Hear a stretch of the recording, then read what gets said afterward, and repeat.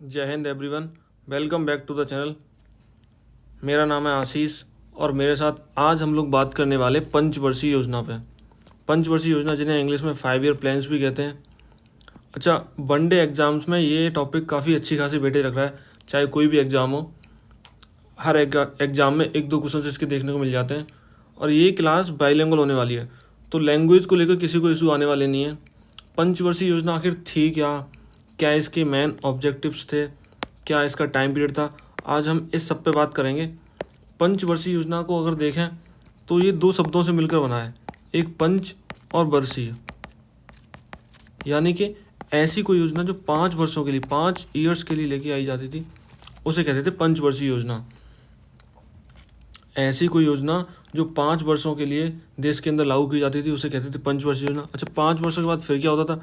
5 वर्षों के बाद चेक किया जाता था कि जो हमने टारगेट रखा था ग्रोथ का, क्या वो हमने अचीव कर पाया या नहीं कर पाया, हमने कितना अचीव किया और कितना हमारा टारगेट था। इस सब फैक्टर को चेक किया जाता था। पंचवर्षीय योजना नाम का जो योजना है, इसे सबसे पहले यूएसएसआर ने लॉन्च किया था। यूएसएसआर में एक इकोनॉमिस्ट हुए थे जोसेफ स्टालिन के नाम से। यूएसएसआर में एक इकोनॉमिस्ट हुए थे जिनका नाम था जोसेफ स्टालिन।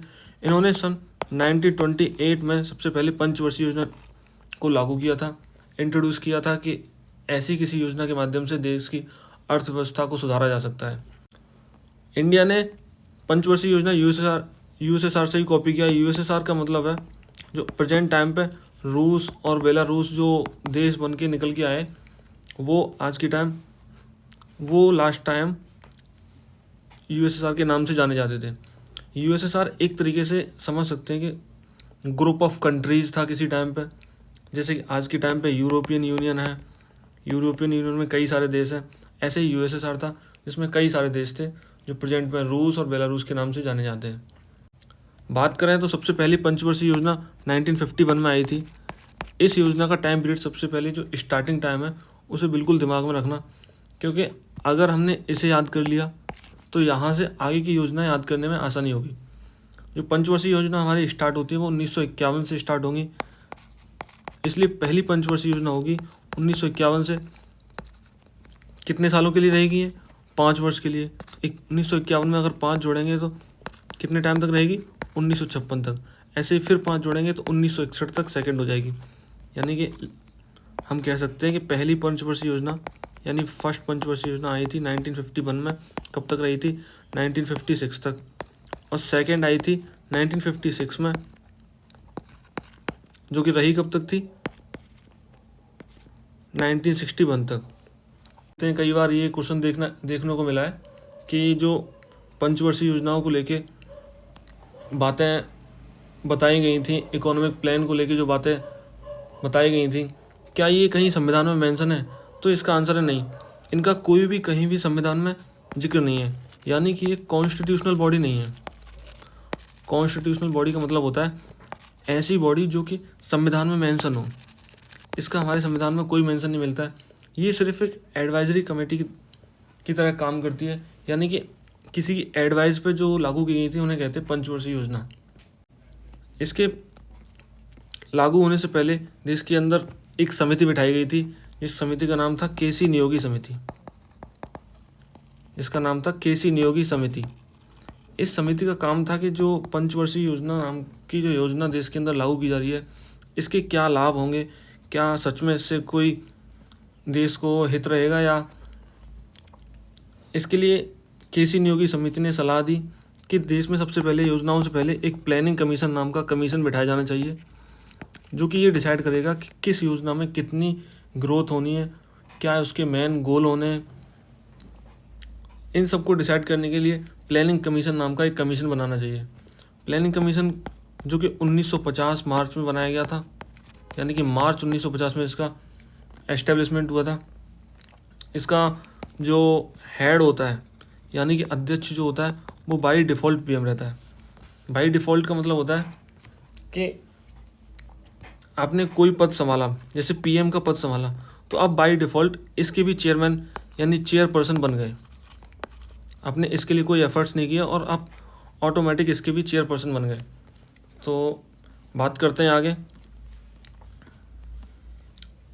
अभी मैंने ऊपर बताया कि 5 ईयर प्लान कंट्री की इकोनॉमिक ग्रोथ और सोशल ग्रोथ को डेवलप करने के लिए बनाए गए थे। ये लिए कहाँ से गए थे? यूएसएसआर से। यूएसएसआर जो कि रूस, आप यूएसएसआर को सीधे रसिया यानी रूस के नाम से याद कर सकते हैं। इसे रूस के एक इकोनॉमिस्ट हुए थे जोसेफ स्टालिन, उन्होंने इंट्रोड्यूस किया था 1928 में।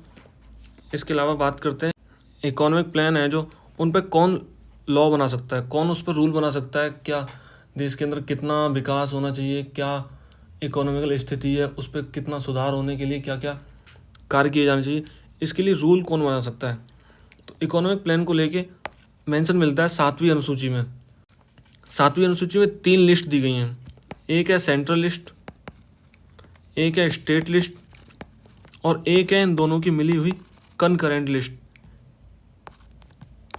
एक सेकेंड, मैं दोबारा लिख देता हूँ इसे।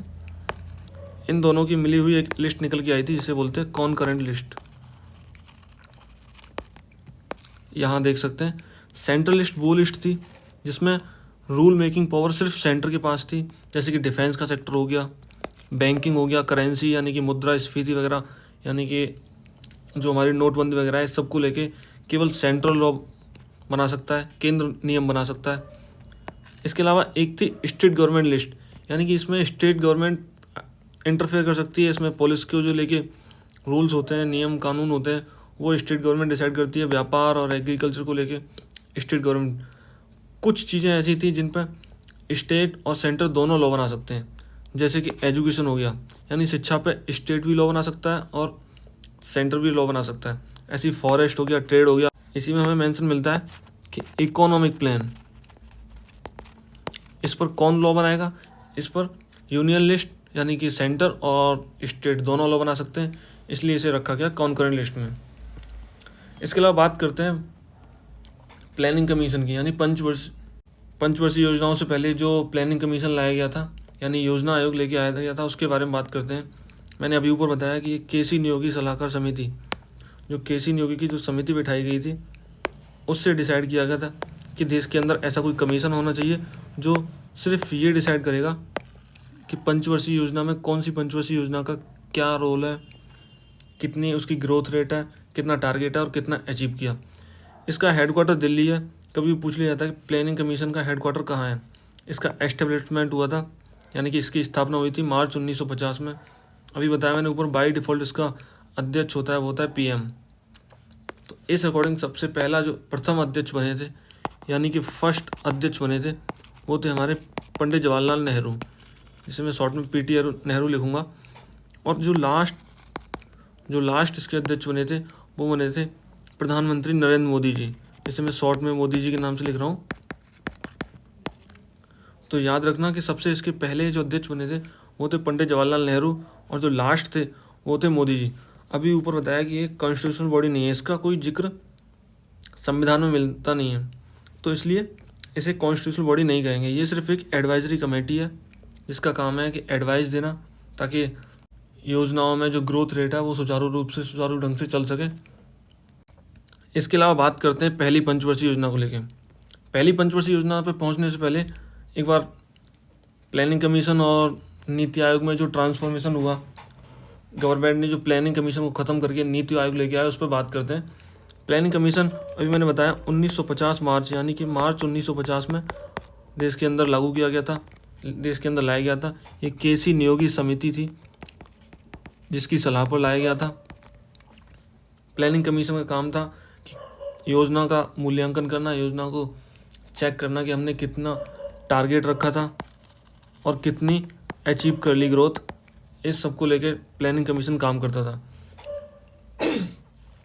इसकी जगह नीति आयोग ने ले ली सन 2015 में।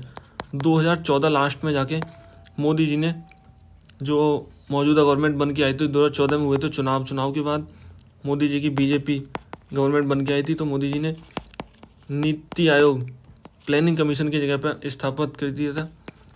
नीति आयोग देश में 1 जनवरी 2015 को लागू हुआ था और बाई डिफ़ॉल्ट इसके अध्यक्ष इसके भी पीएम ही हैं। इसका हेडक्वार्टर कभी कोई पूछ लिया जाता है, इसका भी हेडक्वार्टर सेम दिल्ली रहेगा जैसे कि प्लानिंग कमीशन का है। इसके बाद पहुंचते हैं अपनी पहली पंचवर्षीय योजना पे, फर्स्ट 5 ईयर प्लान।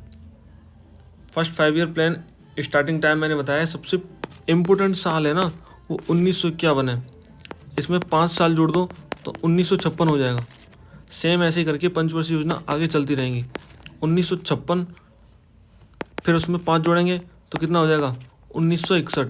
यानी कि फर्स्ट जो पंचवर्षीय योजना है वो 1951 से 1956 रहेगी। जो सेकंड रहेगी 1956 से 1961 रहेगी। जो थर्ड रहेगी फिर उसमें 5 जोड़ेंगे तो 1961 से 1966 हो जाएगी। इसके बाद आएगा प्लान हॉलीडे, जिस पर हम लोग अभी आगे चर्चा करेंगे। पहले अपनी पंचवर्षीय योजनाओं में पहली पंचवर्षीय योजना को कंप्लीट करते हैं। इसका टाइम पीरियड 1951 से 1956 था, जो मैंने अभी ऊपर बता दिया। कभी कोई पूछ लेता है कि ये जो पहली पंचवर्षीय योजना थी, फर्स्ट 5 ईयर प्लान था, वो किस पर आधारित था, इसका मॉडल किसने तैयार किया था। देश के अंदर एक इकोनॉमिस्ट हुए थे जिनका नाम था हैरल्ड डोमर। इन्होंने मॉडल तैयार किया था। तो पहली पंचवर्षीय योजना हैरल्ड डोमर मॉडल पर आधारित थी। इसका मेन गोल एग्रीकल्चर था। एग्रीकल्चर मेन गोल क्यों रखा गया, क्योंकि देश में अनाज की सबसे ज़्यादा समस्या थी उस समय। एग्रीकल्चर में विकास के लिए इसी टाइम पे 3 बड़े बांधों का निर्माण किया गया था। सबसे पहला बांध था भाखड़ा नागल बांध, भाखड़ा नागल डैम। और जो दूसरा था वो था हीराकुंड। और तीसरा जो डैम था वो था नागार्जुन सागर। इन तीनों बांधों का निर्माण एक एग्रीकल्चर सेक्टर में बहुत बड़ी उपलब्धि थी। जो भाखड़ा नागल बांध है वो पूछ लिया जाता है कि कौन सी नदी पर है, तो ये सतलुज नदी पर है। जो हीराकुंड बांध है वो महानदी पर है। और जो तीसरा है वो नागार्जुन सागर, वो कृष्णा नदी पर है। अच्छा, इन बांधों को लेके हमारे जो तत्कालीन प्रधानमंत्री थे पंडित जवाहरलाल नेहरू, उन्होंने कहा था कि ये आधुनिक भारत के मंदिर हैं। आधुनिक भारत के मंदिर किसे कहा गया, याद रखिएगा। आधुनिक भारत के मंदिर पहली पंचवर्षीय योजना के अंतर्गत बने 3 बांध, भाखड़ा नागल बांध, हीराकुंड बांध और नागार्जुन सागर बांध को पंडित जवाहरलाल नेहरू ने आधुनिक भारत के मंदिर कहा। इसमें एक पॉइंट और याद रखना, इसमें हमारा टारगेट था 2.1% ग्रोथ का, बट जो हमने अचीव की वो 3.6% ग्रोथ की। हमने टारगेट डिसाइड किया था 80% मार्क्स का, बट हुआ क्या, ये तो 100 से भी प्लस आ गए, 100% से भी प्लस आ गए। ऐसा हो सकता है क्या? हाँ, ऐसा एग्जाम्स में हुआ है कई सारे में। जैसे अभी SSC GD का ही देख लो, 180 का टारगेट रहता है, बट हुआ क्या, 160 का टारगेट रहता है, बट हुआ क्या कि कुछ कुछ बच्चों के 160 प्लस आ गए। और उसकी वजह थी किसी का NCC के लिए जो NCC सर्टिफिकेट था उसके थ्रू आए, किसी को जो नॉर्मलाइजेशन का जो सिस्टम था वो समझ नहीं आया, तो नॉर्मलाइजेशन की बेसिस पर किसी के 160 प्लस है। अब जब पहली पंचवर्षीय योजना का इतना अच्छा सक्सेस रेशियो रहा कि 2.1% हमने ग्रोथ रेट डिसाइड किया और 3.6% की ग्रोथ हुई, तो गवर्नमेंट ने काफ़ी प्रोत्साहित हुई और गवर्नमेंट ने डिसाइड किया कि ऐसे पंचवर्षीय योजना हम हर 5 वर्षों के बाद लाते रहेंगे। फिर इसमें एक पॉइंट याद रखना, जो पहली पंचवर्षीय योजना है, मैं यहीं लिख देता हूँ, इसी टाइम पे 5 IIT का निर्माण किया गया था। 5 IIT में सबसे पहली जो IIT थी वो थी IIT खड़गपुर। अच्छा, IIT खड़गपुर कहाँ है, कोई बताएगा? IIT खड़गपुर है वेस्ट बंगाल में, यानी कि पश्चिम बंगाल में। इसी टाइम पे एक और चीज़ हुई थी, वो थी UGC का निर्माण, UGC की एस्टेब्लिशमेंट। अच्छा, UGC है क्या? UGC इसकी फुल फॉर्म है यूनिवर्सिटी ग्रांट कमीशन। इसका काम क्या है? इसका काम है जो देश के अंदर काफ़ी रेपुटेड यूनिवर्सिटीज़ हैं, जैसे कि दिल्ली यूनिवर्सिटी हो गई या जवाहर नवोदय यूनिवर्सिटी हो गई, इन सब यूनिवर्सिटीज़ को, जैसे कि दिल्ली यूनिवर्सिटी हो गई, JNU हो गई, इन सब यूनिवर्सिटीज़ को सर्टिफिकेट देना कि ये एक वैलिड और रजिस्टर्ड यूनिवर्सिटीज़ है। एक बार रिवाइज कर लेते हैं इस पूरी पंचवर्षीय योजना को। इसका टाइम पीरियड था 1951 से 1956। ये हैरल्ड डोमर मॉडल पर आधारित थी। इसका मेन गोल एग्रीकल्चर था। इसी टाइम पे 3 बांधों का निर्माण किया गया था, भाखड़ा नागल बांध, हीराकुंड बांध और तीसरा था नागार्जुन सागर बांध। भाखड़ा नागल सतलुज नदी पर है, हीराकुंड महानदी पर है और नागार्जुन सागर कृष्णा नदी पर है। इसके बाद बात करते हैं इसका टारगेट था 2.1 का, बट जो हमने ग्रोथ की थी 3.6 की, यानी कि अपने टारगेट से भी प्लस रहे थे। इसी टाइम पे 5 IIT का निर्माण किया गया था। IIT खड़गपुर इसमें से सबसे पहली IIT थी जो वेस्ट बंगाल में यानी पश्चिम बंगाल में इसी टाइम पे UGC का इस्टेब्लिशमेंट हुआ था। इसके बाद बात करते हैं दूसरी पंचवर्षीय योजना को लेके। अभी मैंने ऊपर टाइम बताया, ये टाइम का रेशियो याद करते चलेंगे साथ साथ। अभी मैं इसे ट्रिक से याद करने का तरीका भी बताऊँगा। दूसरी पंचवर्षीय योजना स्टार्ट हुई थी 1956 में, इसमें 5 जोड़ेंगे तो 1961, यानी दूसरी पंचवर्षीय योजना का टाइम था 1956 से 1961। इसका मॉडल पूछ लिया जाता है, इसका मॉडल PC महालनोबिस ने दिया था। PC महालनोबिस का पूरा नाम था प्रशांत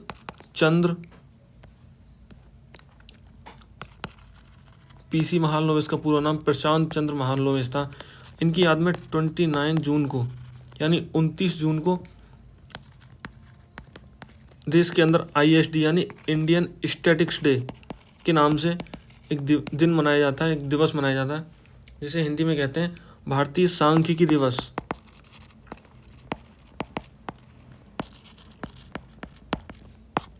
वो PC महालनोबिस की याद में मनाया जाता है। पहली पंचवर्षीय योजना में हमने टारगेट रखा था एग्रीकल्चर का टारगेट कहीं ना कहीं पूरा हो ही गया था। फिर हमने डिसाइड किया कि हम अपने बिजनेस सेक्टर में इंडस्ट्रियलाइजेशन की तरफ बढ़ेंगे। इसके लिए देश के अंदर 3 बड़े स्टील प्लांट्स का निर्माण किया गया, जो किसी न किसी की हेल्प से किए गए थे। जैसे कि पहला भिलाई था। अच्छा बताइएगा, भिलाई जो स्टील प्लांट है वो कहाँ पर है? पहला स्टील प्लांट भिलाई था, दूसरा राउरकेला था और तीसरा प्लांट था दुर्गापुर। जो भिलाई स्टील प्लांट है वो छत्तीसगढ़ यानी CHS लिखूंगा मैं शॉर्ट में, छत्तीसगढ़ में है। दूसरा जो राउरकेला है वो उड़ीसा में है और जो दुर्गापुर है वो वेस्ट बंगाल में है। इसे याद कर सकते हैं। दुर्गा पूजा सबसे ज़्यादा कहाँ फेमस है? दुर्गा पूजा सबसे ज़्यादा फेमस है वेस्ट बंगाल यानी कोलकाता साइड, पश्चिम बंगाल में। जो दुर्गापुर जो स्टील प्लांट का निर्माण हुआ था वो ब्रिटेन की हेल्प से किया गया था। ब्रिटेन की हेल्प से इसका निर्माण किया गया। राउरकेला का निर्माण किया गया था जर्मनी की हेल्प से। इससे क्वेश्चन कई बार आ जाता है कि जो स्टील प्लांट्स हुए थे उनमें से भिलाई या राउरकेला या दुर्गापुर, ये क्वेश्चन पर्टिकुलर किसी नाम से पूछ लेगा कि भिलाई का निर्माण किसकी मदद से किया गया था। तो इसका भी निर्माण किया गया था USSR की मदद से। एक बार इसमें देख लेते हैं। इसका टाइम पीरियड था 1951 से 1956। सॉरी, इसका टाइम पीरियड, ये दूसरी पंचवर्षीय योजना है तो इसका टाइम पीरियड था 1956 से 1961। इसमें मॉडल दिया था PC महालनोबिस यानी प्रशांत चंद्र महालनोबिस ने। इसका मेन गोल जो था वो था रैपिड इंडस्ट्रियलाइजेशन, यानी कि हमें इंडस्ट्रीज की तरफ अब ध्यान पहुंचाना था अपना। इसका टारगेट था 4.5% का। जो टारगेट ग्रोथ थी वो थी 4.5% और जो हुई थी ग्रोथ वो थी 4.2%। ऐसे कुल मिला के ये भी कहीं ना कहीं सक्सेसफुल रही थी, ये योजना भी सक्सेसफुल रही। इसके बाद आती है तीसरी पंचवर्षीय योजना। तीसरी पंचवर्षीय योजना, ये हमारी दूसरी पंचवर्षीय योजना 1961 में ख़त्म हुई, तो तीसरी स्टार्ट भी यहीं से होगी। 1961 से लेके 5 जोड़ेंगे इसमें तो कितना हो जाएगा 1966, यानी तीसरी पंचवर्षीय योजना 1961 से लेके 1966 तक रही थी। इसका मॉडल सुखमय चक्रवर्ती और जॉन सैंडी मॉडल पर आधारित था।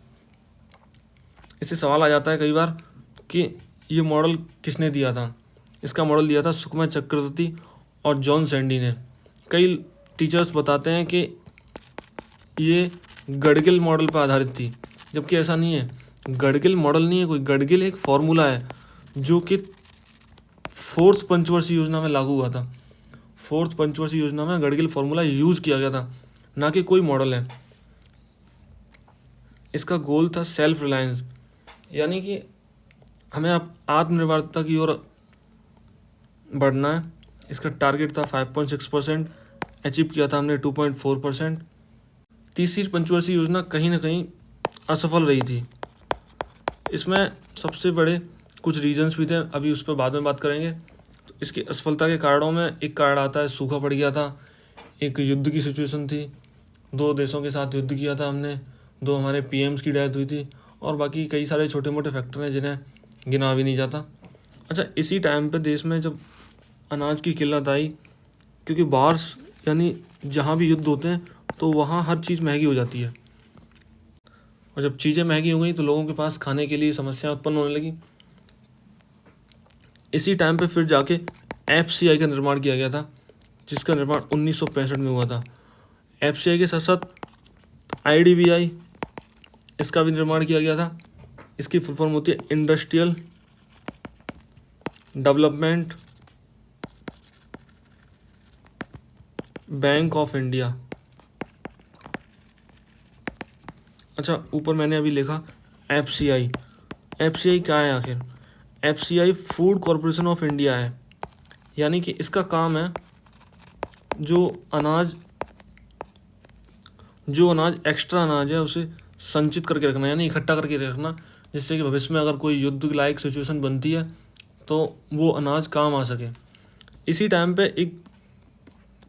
एक चीज़ और हुई थी, मैं यहीं लिख देता हूँ। इसी टाइम पे ग्रीन रिवॉल्यूशन और लॉन्च हुआ था, थोड़ा जगह कैसे हुआ। इसी टाइम पे ग्रीन रिवॉल्यूशन स्टार्ट हुआ था, यानी हरित क्रांति हुई थी, जिसके भारत में जनक कहे जाते हैं एमएस स्वामीनाथन। भारत में जनक कौन है इसके? एमएस स्वामीनाथन, जिन्हें अभी 2024 में, हाल ही 2024 में क्या मिला बताओ? भारत रत्न से सम्मानित किया गया। अच्छा, तीसरी पंचवर्षीय योजना को पूरा रिवाइज कर लेते हैं, क्योंकि इससे कई बार क्वेश्चंस बन जाते हैं। तीसरी पंचवर्षीय योजना का समय काल था 1961 से 1966। इसका मॉडल था सुखमय चक्रवर्ती और जॉन सैंडी मॉडल। इसमें जो मेन गोल था वो सेल्फ जनरेटिव इकोनॉमी और सेल्फ रिलायंट, यानी कि आत्मनिर्भरता से स्वायत्तता की ओर बढ़ने की बात की गई थी। इसका टारगेट था 5.6 और अचीव हमने 2.4 कर पाया था, इसलिए एक सबसे बड़ा फेलियर भी था हमारी पंचवर्षीय योजना में। तीसरी पंचवर्षीय योजना सबसे बड़ा फेलियर निकल के आई थी। इसके बाद इसी टाइम पे एफसीआई का निर्माण हुआ था 1965 में, और आईडीबीआई यानी industrial development bank of India, इसका भी निर्माण हुआ था। इसी समय हरित क्रांति हुई थी। हरित क्रांति जिसके भारत में जनक कहे जाते हैं एमएस स्वामीनाथन, इन्हें अभी हाल ही में 2024 में भारत रत्न से सम्मानित किया गया। अच्छा, इसके फेलियर के कारण क्या क्या थे, इस पर बात करते हैं। सबसे पहला इसका फेलियर का कारण था ड्रॉट, यानी देश में जो सूखा पड़ गया उसकी वजह से क्या हुआ कि फेमाइन हो गया, यानी अकाल पड़ गया। अब अकाल पड़ गया तो लोगों के पास खाने से लेके हर चीज़ की किल्लत हो गई। इसी टाइम पे हमने 2 युद्ध का सामना किया। सबसे पहला युद्ध हुआ था 1962 में, सिनो चाइना वॉर, सिनो इंडिया वॉर, यानी कि एक सेकंड रुकिएगा, सिनो इंडिया वॉर हुआ था, जिसमें इंडिया की हार हुई थी और जो चाइना था वो चाइना जीत गया था इसमें।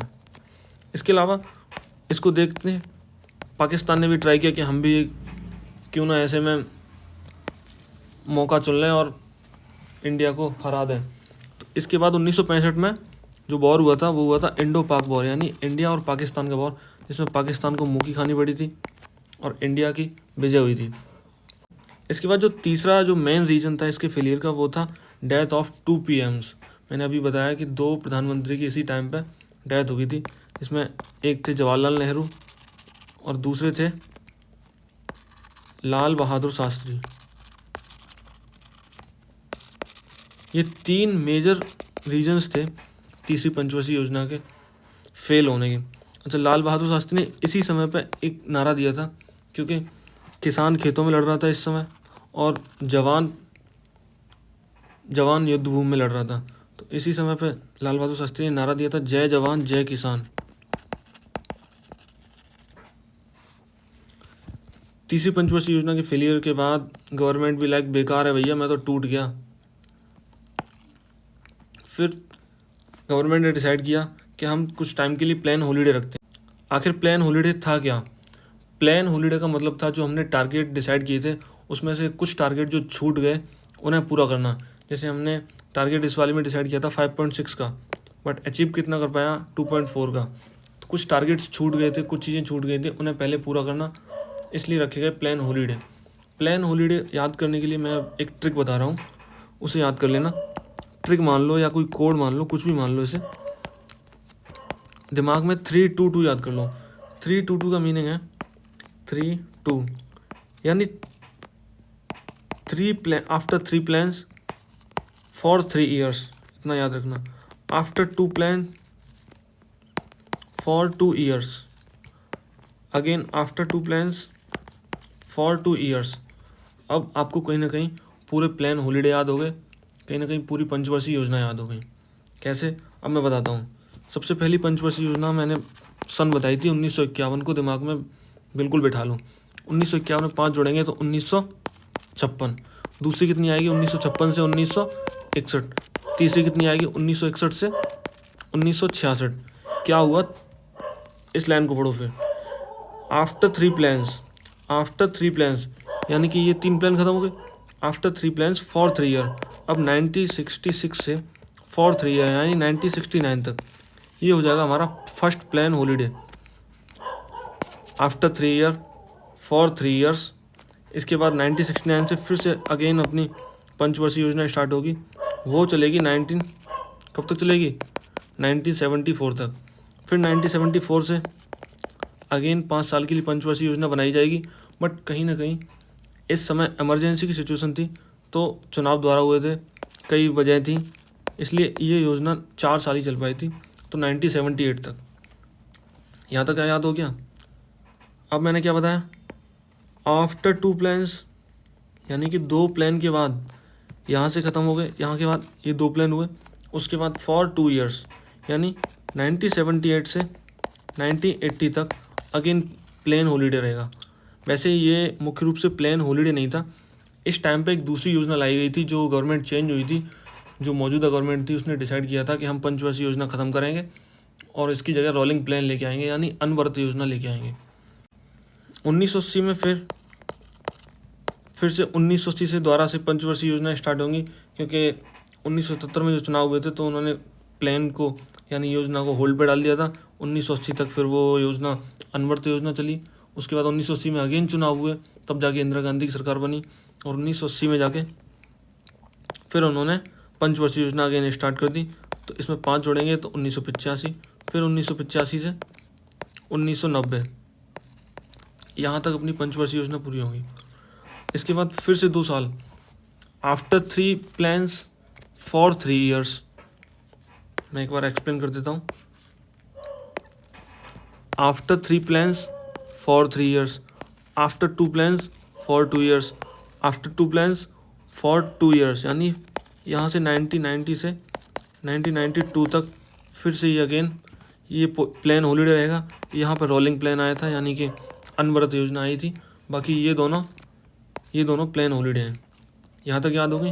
अब 1992 से अगेन प्लेन स्टार्ट हो जाएंगे और इसमें 5 जोड़ते जाएंगे, ऐसे करके 2015 तक ये योजना चली थी। टारगेट तो 2017 तक था, बट 2014 में जो गवर्नमेंट चेंज हुई उसने फिर डिसाइड किया कि हम इन योजनाओं को ख़त्म करेंगे और इसकी जगह पर नीति आयोग लेके आएंगे।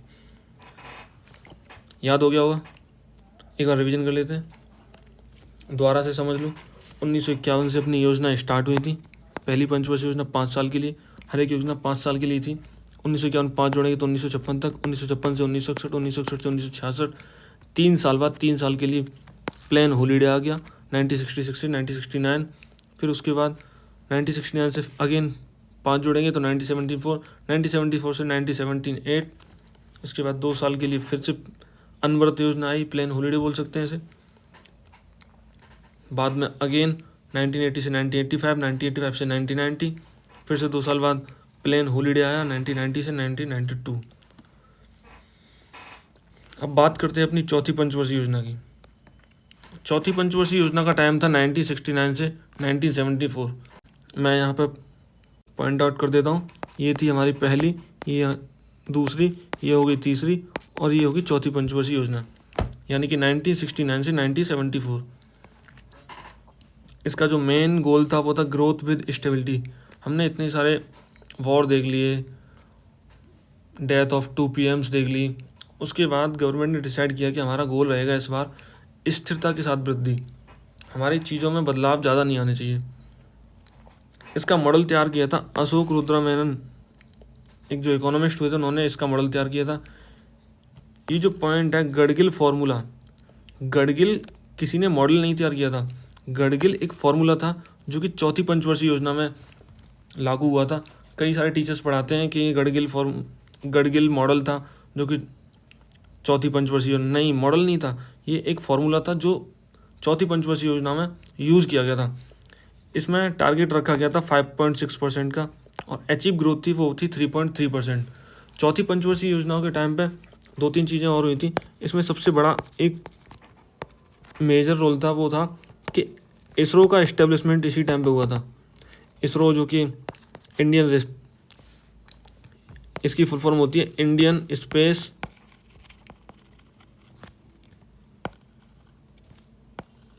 रिसर्च ऑर्गेनाइजेशन, शॉर्ट में लिख दे रहा हूँ। इसका इस्टेब्लिशमेंट इसी टाइम पे हुआ था 1969 में। और 14 बैंक थी, उनका राष्ट्रीयकरण यानी नेशनलाइजेशन, 14 बैंकों का राष्ट्रीयकरण, हिंदी में लिख दे रहा हूँ यहाँ, 14 बैंकों का राष्ट्रीयकरण भी हुआ था। एक बार रिवाइज कर लेते हैं। चौथी पंचवर्षीय योजना का समय था 1969 से 1974। इसका मेन गोल था ग्रोथ विद स्टेबिलिटी, मॉडल दिया था अशोक रुद्रा ने, गडगिल फॉर्मूला इसमें यूज हुआ था। टारगेट ग्रोथ हमने टारगेट 5.6 बनाया था और अचीव की थी 3.3 की। इससे पहले वाली योजना 1974 पर ख़त्म हुई, तो ये वाली 1974 से 1979 तक चलनी चाहिए थी, बट कहीं ना कहीं 1978 तक चल पाई। इसका रीज़न क्या था? इसका सबसे बड़ा रीज़न था इमरजेंसी। जो देश के अंदर इमरजेंसी लगाई गई थी इंदिरा गांधी के द्वारा, उस वजह से देश में बहुत गंभीर समस्या पैदा हुई थी कि विद्रोह होने लगे थे। तब जाके नए जो राष्ट्रपति बन के आए थे, जो नई सरकार बन के आई थी, उसने इस योजना को ख़त्म कर दिया था। इसलिए इस योजना का टाइम पीरियड 1974 से 1978 तक ही चल पाया था। अच्छा, ये योजना डीपी धर मॉडल पर आधारित थी। ये योजना डीपी धर मॉडल पर आधारित थी। इसमें टारगेट ग्रोथ थी 4.4 की और 4.8% तक की हमने ग्रोथ अचीव की। जो देश में इमरजेंसी रही थी वो 75 से लेकर 77 तक इमरजेंसी रही थी। और इस समय एक क्वेश्चन आता है कि जो इमरजेंसी के टाइम पर राष्ट्रपति कौन थे? इमरजेंसी के टाइम पर राष्ट्रपति यानी प्रेसिडेंट कौन थे? तो वो थे फखरुद्दीन अली।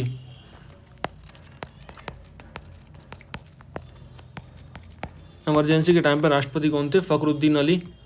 इसके बाद 1977 में विद्रोह हुआ और नई सरकार बनी। पहली बार कोई नॉन कांग्रेस की सरकार बनी थी, वो थी जनता पार्टी।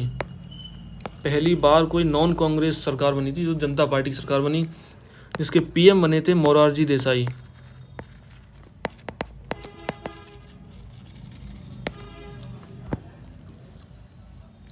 मोरारजी देसाई जब पीएम बने तो उन्होंने इस पंचवर्षीय योजना को ख़त्म कर दिया और पंचवर्षीय योजना ख़त्म करके इसकी जगह अनवरत योजना लाने का विचार किया। इसे आगे पढ़ेंगे। अच्छा, इस पंचवर्षीय योजना का जो मेन गोल था, मेन गोल क्या था? पॉवर्टी एलिवेशन, यानी कि गरीबी का उन्मूलन करना। इसी टाइम पे एक नारा भी दिया गया था इंदिरा गांधी के द्वारा। इस टाइम पे इंदिरा गांधी के द्वारा नारा दिया गया था, गरीबी हटाओ। ये पूछ लिया जाता है कि गरीबी हटाओ का नारा किसने दिया था और कौन सी पंचवर्षीय योजना में दिया गया था? तो इस 5वीं पंचवर्षीय योजना में गरीबी हटाओ का नारा भी दिया गया था। इसी में 2-3 पॉइंट और हैं जिसमें मैं कई जगह देखता हूँ।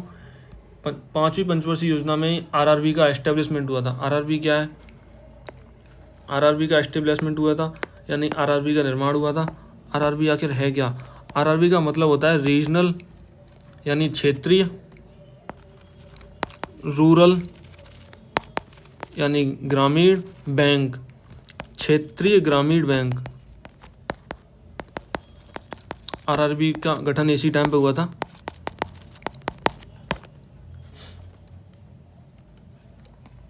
इसके बाद जो अपने राष्ट्रपति बन के आए मोरारजी देसाई, उन्होंने पंचवर्षीय योजना को ख़त्म कर दिया और उसकी जगह पे लेके आए थे वो अनवरत योजना। ये लंबी सी लिस्ट लेके आ गए कि ये अब चलेगी अनवरत योजना। यहाँ से पंचवर्षीय योजना होल्ड पर रहेंगी, ख़त्म नहीं होंगी लेकिन होल्ड पर रहेंगी, क्योंकि सरकार फिर से चेंज होगी। अभी जब जनता पार्टी की सरकार है, तो उन्होंने 1978 से लेके कितने सालों के लिए, 2 सालों के लिए 1980 तक क्या लेके आए, अनवरत योजना। अच्छा, क्या ये केवल 2 सालों के लिए लेके आए थे? नहीं, ये लेके तो 5 सालों के लिए आए थे। पर हुआ क्या, 1980 में फिर से चुनाव हो गए। इतना पास चुनाव कैसे हो गए? ये चुनाव तो विद्रोह के कारण हुए थे। 1977 में चुनाव हुए थे जो, वो विद्रोह के कारण हुए थे। इमरजेंसी हटाने के लिए लोगों ने विद्रोह कर दिया था, तब जाके चुनाव हुए। तब फिर पहली बार नॉन कांग्रेस कोई गवर्नमेंट बनी थी जो कि जनता पार्टी की थी, जिसमें मोरारजी देसाई ने कमान संभाली थी। फिर वो रोलिंग प्लान लेके आए जिसका टारगेट 5 साल के लिए था। बट इन्होंने डिसाइड किया था कि हर साल हम चेक करेंगे कितनी ग्रोथ हुई, कितना क्या। 1980 में फिर से चुनाव हो गए। 1980 में चुनाव हुए तो जो कांग्रेस की सरकार थी, कांग्रेस ने फिर से अपनी सीट निकाली और इंदिरा गांधी जी को फिर से पीएम बना दिया। जब इंदिरा गांधी पीएम बन गई तो फिर उन्होंने डिसाइड किया कि जैसे इन्होंने, जनता पार्टी वालों ने हमारी योजना हटाई, ऐसे ही हम इनकी योजना हटाएंगे। उन्होंने फिर प्लानिंग कमीशन को ख़त्म कर दिया और प्लानिंग कमीशन की जगह पे फिर से 5 ईयर प्लान स्टार्ट कर दिया। प्लानिंग कमीशन की जगह पे फिर से 5 ईयर प्लान फिर से स्टार्ट कर दिया। अब यहाँ से स्टार्ट होगा 6वां यानी कि 6ठी पंचवर्षीय योजना। यहाँ से कुछ ज़्यादा इंपॉर्टेंट नहीं है, जो चीज़ें इंपॉर्टेंट होगी मैं बताते चलूँगा। अब जैसे 7वीं पंचवर्षीय योजना के बाद थोड़ा प्लान हॉलीडे है, वो इंपॉर्टेंट है, वो मैं बता दूंगा अभी वहाँ पे। 6ठी पंचवर्षीय योजना का जो मेन एम था वो था रैपिड इंडस्ट्रियलाइजेशन, यानी तीव्र औद्योगिकीकरण। हमें उद्योगों का विकास करना था। यहाँ तक सारी चीज़ें सही चलती आ रही थी।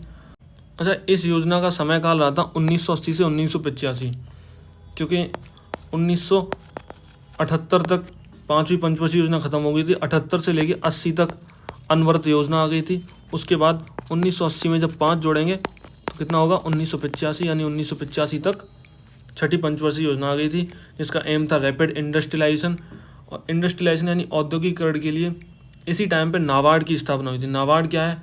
ये नाबार्ड की फुल फॉर्म है नेशनल, इससे कई बार क्वेश्चन देखा गया है। नाबार्ड की फुल फॉर्म पूछ लेगा, कभी कभी पूछ लेगा कि जो नाबार्ड की हेड क्वार्टर कहाँ है। नेशनल बैंक फॉर एग्रीकल्चर,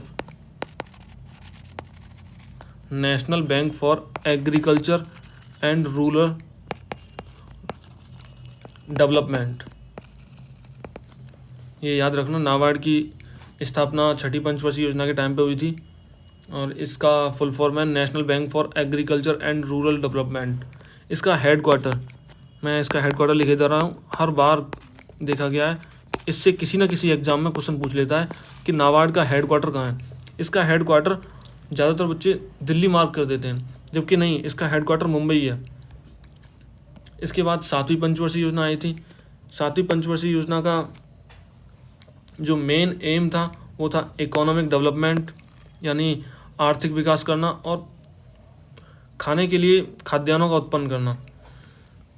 इसका टाइम पीरियड था 1985 से, क्योंकि ये वाली योजना हमारी 1985 में ख़त्म हुई थी। 1985 से 1990, क्योंकि 1985 में जब 5 जोड़ेंगे तो 1990, तो इसका टाइम पीरियड हो गया 1985 से लेके 1990 तक। इस टाइम एक नारा भी दिया गया था, food work and productivity, but वो ज़्यादा इम्पोर्टेंट नहीं है। इसी समय हुआ क्या, इसके बाद देश के अंदर बहुत बड़ा आर्थिक संकट आ गया था। आर्थिक संकट मीन्स देश में, कभी आपने सुना होगा कि देश में इतनी गंभीर समस्या आ गई थी कि देश के पास केवल 15 दिनों का पैसा बचा था। मैं नीचे लिखे दे रहा हूँ जहाँ जगह है थोड़ी। इसके बाद देश में क्या हुआ, आर्थिक संकट आ गया। देश के पास केवल 15 दिन का पैसा बचा था। उस टाइम 1991 में पीवी नरसिम्हा राव की सरकार थी। पीवी नरसिम्हा राव, अगर मैं गलत लिख रहा हूँ तो थोड़ा सही करिएगा। पीवी नरसिम्हा राव की सरकार थी, जो कि प्रधानमंत्री थे उस समय। और इन्हीं के टाइम पे सुना होगा कि जो हमारे मनमोहन सिंह जी हैं वो एक बहुत अच्छे फाइनेंस मिनिस्टर के रूप में उन्होंने काम किया है, तो उनका कार्यकाल यही था। वो पीवी नरसिम्हा राव की सरकार के टाइम पे फाइनेंस मिनिस्टर थे। इन्होंने इकोनॉमी को ऐसे प्लान किया, उन्होंने न्यू इकोनॉमिकल प्लान लेके आए, वो देश के अंदर न्यू इकोनॉमिकल प्लान लेके आए जिसके आधार पर विकास हो सका। इनका समय पीरियड था 1991 से लेके 1996 तक। 1991 से लेके 1996 तक कौन थे? मनमोहन सिंह जी फाइनेंस मिनिस्टर से थे।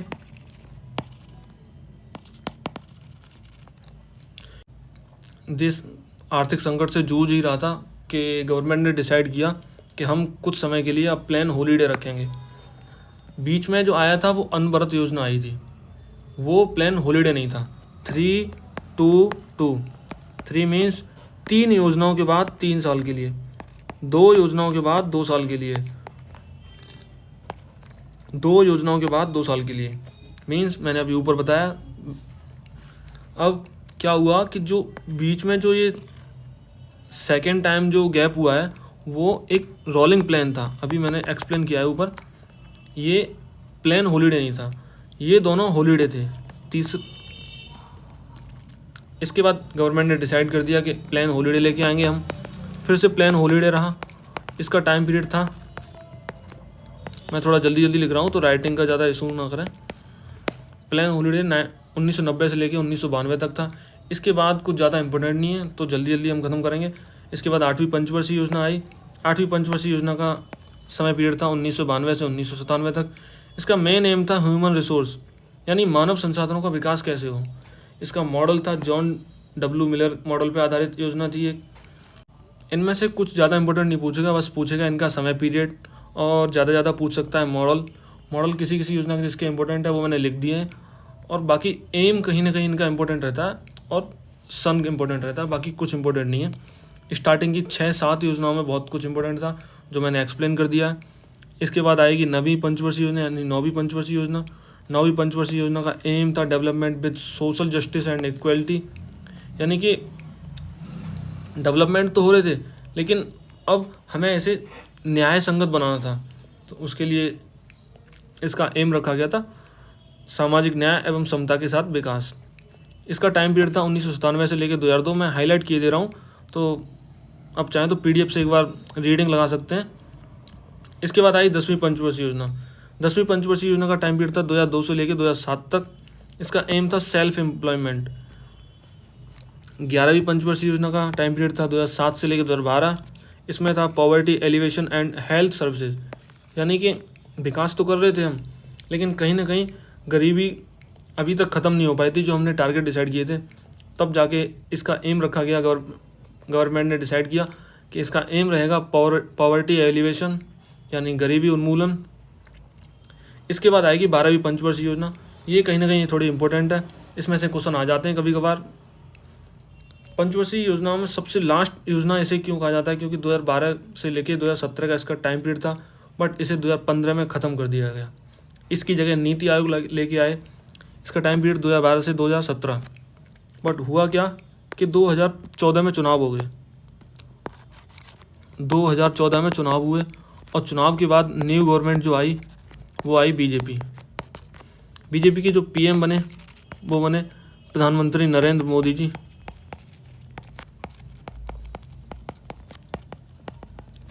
जब प्रधानमंत्री नरेंद्र मोदी जी PM बने उसके बाद इन्होंने डिसाइड किया कि जो अब तक पंचवर्षीय योजना चली आ रही थी हम उन्हें ख़त्म करेंगे। पंचवर्षीय योजना की जगह पे हम लेके आएंगे नीति आयोग। तो उन्होंने 2014 के लास्ट दिसंबर के लगभग इस पंचवर्षीय योजना को ख़त्म कर दिया था।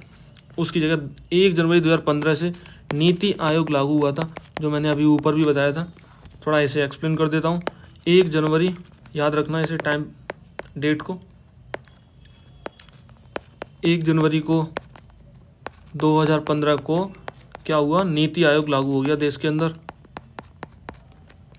नीति आयोग की फुल फॉर्म होती है अभी ऊपर बताई, national institution for transforming India. Short में लिख दे रहा हूँ। नीति आयोग के आने के बाद ये योजना वहीं की वहीं ख़त्म हो गई, इसलिए इसे अपूर्ण योजना भी कहा जाता है। इसका मेन एम था, हम ग्रोथ तो कर रहे थे लेकिन अब हमें ग्रोथ करनी थी सारी चीज़ों को ध्यान में रखें कि हमारे पास जो संसाधन है उनका पर्याप्त यूज़ हो। भविष्य को भी ध्यान में रखें कि भविष्य में फ्यूचर में हमारे पास पता चले कि पानी की समस्या आ जाए, पानी ही ना बचे। तो इन सब चीज़ों को डिसाइड करके इसका टारगेट ग्रोथ रखा गया था कि 9% हम लोग ग्रोथ कर लेंगे इस पंचवर्षीय योजना में। बट ख़त्म हो गई थी पहले ही ये योजना, इसलिए ग्रोथ भी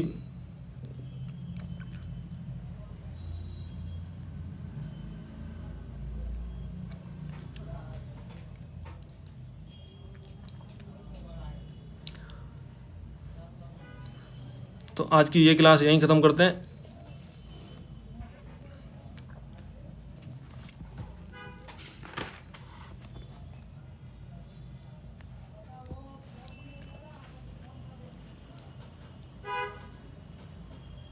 इसका टारगेट ग्रोथ रखी गई थी 9%। ये योजना समय से पहले ख़त्म हो गई थी, 2015 में से ख़त्म कर दिया गया था। तो इसकी ग्रोथ रेट फिर बाद में दोबारा मेजर भी नहीं की गई थी कि हमने कितनी अचीव कर ली, कितना क्या। ये क्लास यहीं ख़त्म करते हैं। अभी मैंने पूरी थ्योरी करा दी है, इसके क्वेश्चंस की प्रैक्टिस कराऊंगा मैं इस चैनल पे। जो ये ऊपर चैनल का नाम लिखा हुआ है मैं बता दूं, इस चैनल पे मैं राइज टू रैंक चैनल पे क्वेश्चंस की प्रैक्टिस कराऊंगा। जीडी के क्वेश्चंस होंगे और बाकी सारे एग्ज़ाम्स के क्वेश्चन होंगे जो कि काफ़ी इंपॉर्टेंट है। तो उम्मीद है आप लोगों को क्लास अच्छी लगेगी।